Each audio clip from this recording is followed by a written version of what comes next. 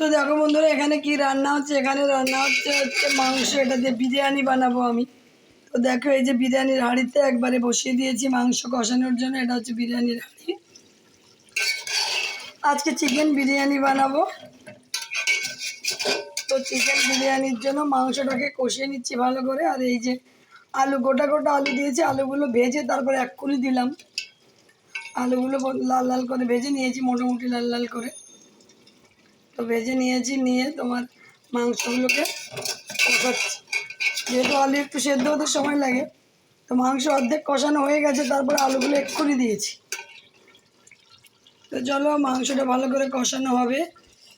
তারপরে আমি একবারে রান্না করব আজকে, ভাত বানাইনি। চালটা আমি ডাইরেক্ট দুইয়ের মধ্যে দিয়ে দেবো, একবারে বিরিয়ানিটা বানাবো। আর এখানে দেখো বেরেস্তা ভেজে রেখেছি বিরিয়ানির জন্য। এখানে ভেজে রেখেছি বেরেস্তা। এই যে এটা হয়ে গেলে তার মধ্যে বেরেস্তাটা দেবো। আর একটু ঝোলটা টেনে যাবে, মাংসটা প্রায় কষানো হয়ে গেছে, আর একটু ঝোলটা টেনে যাবে। তারপরে একবারে এর মধ্যে চাল আর সমস্ত মশলাপাতি দিয়ে দেবো। তো চলো চালটাকে রেডি করে নিই। তো বন্ধুরা দেখো চাল ধুয়ে রেডি করে নিয়েছি। এই যে এখন এই চালগুলো দিয়ে দেবো। মাংস আর চাল দিয়ে একবারে রান্না করব। এটাতে কি হয়, খুব সময় কম লাগে। আর বিরিয়ানিটা কিন্তু আমার মাংসটা কষানো হয়ে গেছে, তেল ছেড়ে দিয়েছে। দেখো এই যে তেল ছেড়ে দিয়েছে একদম।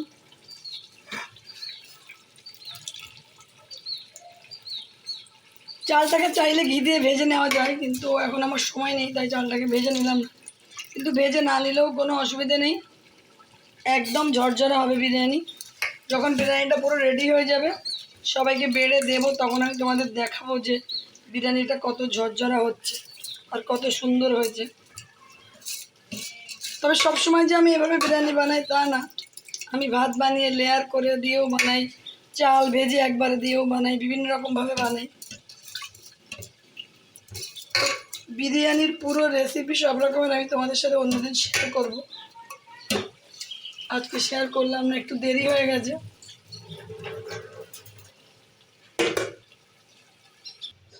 তো দেখো বন্ধুরা, আমি বিরিয়ানির মধ্যে জল দিয়ে দিয়েছি, যতটা চাল ঠিক তার ডবল জল দিয়েছি। এখন চাল আর জল ভালো করে মিক্স করে নিলাম। চাল দিয়ে মাংস দিয়ে ভালো করে মিক্স করে নিচ্ছি। মাংসের মধ্যে সব রকম মশলা দেওয়া হয়ে গেছে, কোনো মশলা দেওয়ার নেই। অল্প একটু লবণ দেবো, অল্প একটু মানে আপাতত অল্প একটু লবণ দেবো। আর ঘি, গরম মশলা, কেওড়া জল, বিরিয়ানির মশলা এগুলো পরে দেবো। তো চলো, তো দেখো 1 চামচি মতো লবণ দিলাম। লবণ যেহেতু কষানোর সময় অনেকটাই দিয়েছি। এবার কি করব, বিরিয়ানিটাকে আর একটু নাড়িয়ে ঢাকা দিয়ে দেব।